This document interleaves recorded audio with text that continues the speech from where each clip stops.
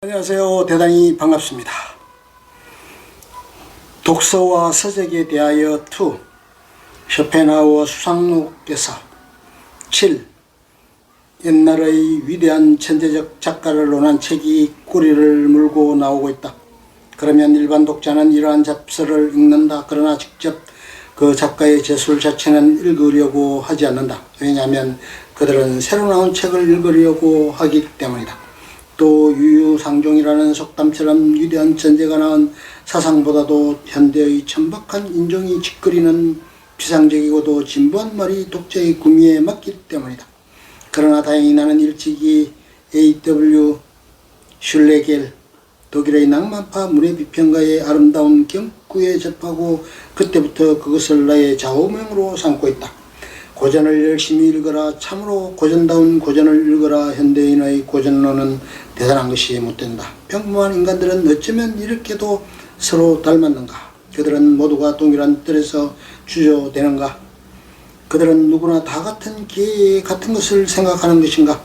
서로 다른 것에는 조금도 생각이 미치지 못하는 것이다. 더욱이 누구나 다 약속이나 한 듯이 비열한 일들을 꾀하고 있다.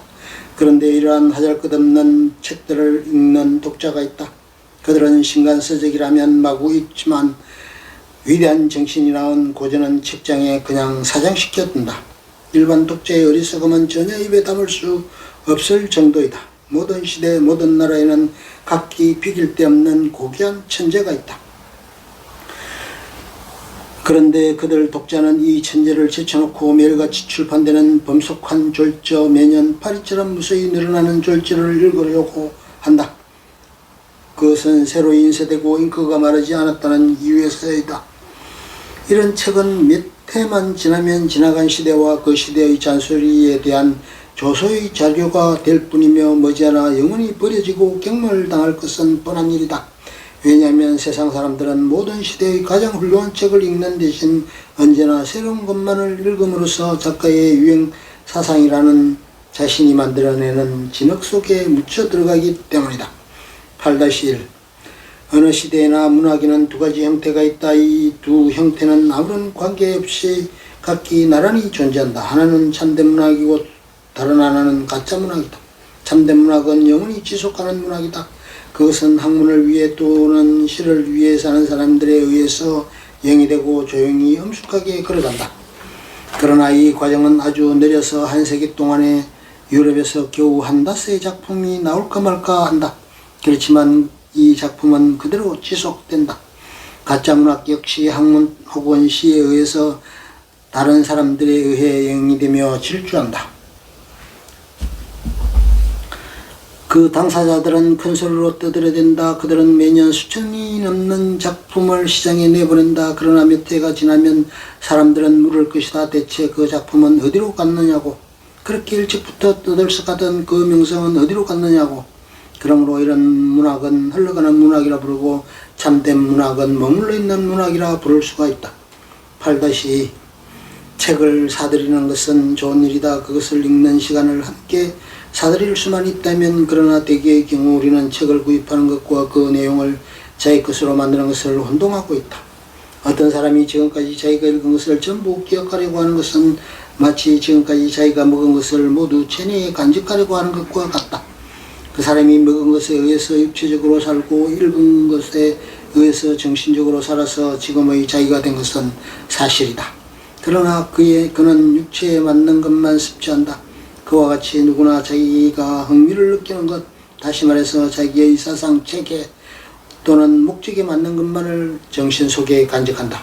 목적은 원래 누구든 갖고 있지만 사상, 체계와 비슷한 것은 정말로 극소수의 사람만이 갖고 있다. 따라서 그들은 어떤 것에 대해서는 객관적인 흥미를 일으키지 않으므로 독서에 의한 어떤 것도 그들 자신의 것이 되지 못한다.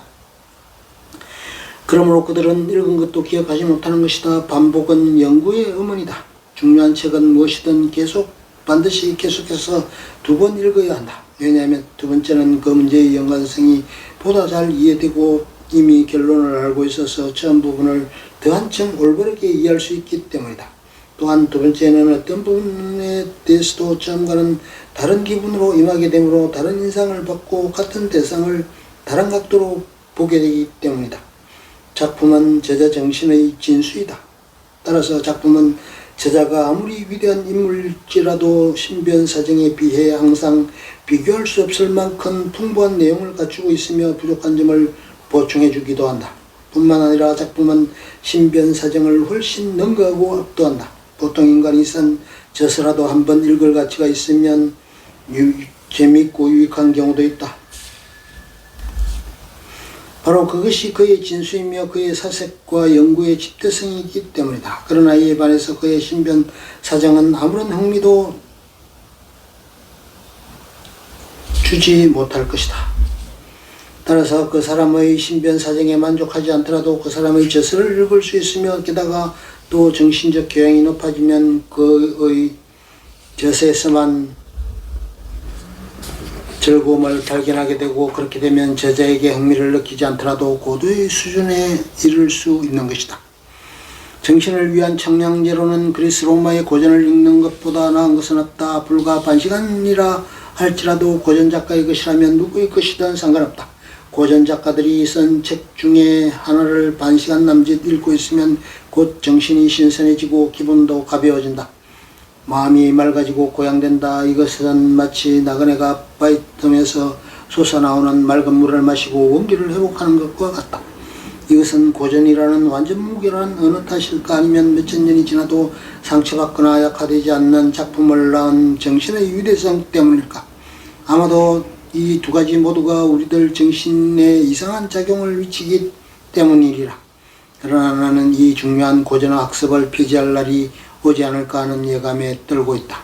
현재 그 위험이 닥치고 있다. 만일 이렇게 되면 전례 없는 신문학, 즉 야만, 저속, 무거치한 것들을 중심으로 한 문학이 성립될 것입니다.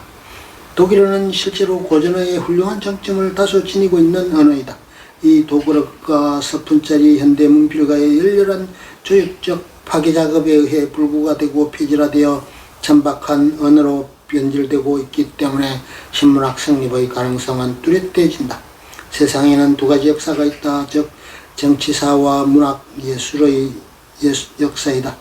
전자는 의지의 역사요, 후진은 지성의 역사이다. 따라서 정치사는 우리에게 불안을 줄 뿐 아니라 공포심마저 불러일으킨다. 정치사는 대량의 업무, 불안, 공공, 사기, 잔인한 살인으로 차있다. 이에 반해서 문예사는 고독한 지자처럼 즐거운 공기, 청량한 공기로 차있다. 가령 미로를 그리고 있는 경우에도 그 공기에는 변함이 없다. 문예사의 중요한 부분은 철학사이다. 철학사는 본래 문예사의 기본음이며 다른 부분에까지 울려 퍼진다. 즉 다른 문예 부문의 주의 주장을 근본적으로 지도한다. 그뿐만이 아니라 철학자는 세계를 지배한다. 따라서 진정한 의미의 철학은 가장 강력한 현세적인 권력이기도 하다.